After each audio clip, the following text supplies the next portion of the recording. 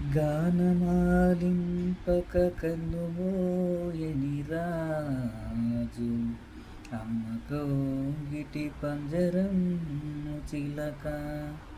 గానమాలింపక కన్నుమూయని రాజు అమ్మ కౌగిటి పంజరము చిలక.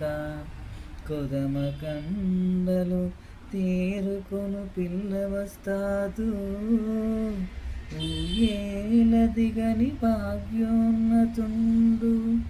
ఉకూలు నేర్చిన ఒక వింత చదువరి, సతిని ముట్టని నాటి సాంబమూర్తి.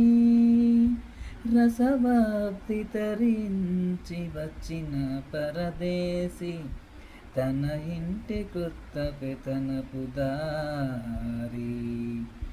ఏమి పని మీద భూమికి నేగినాడు, ఏమి పని మీద భూమికి నేగినాడు.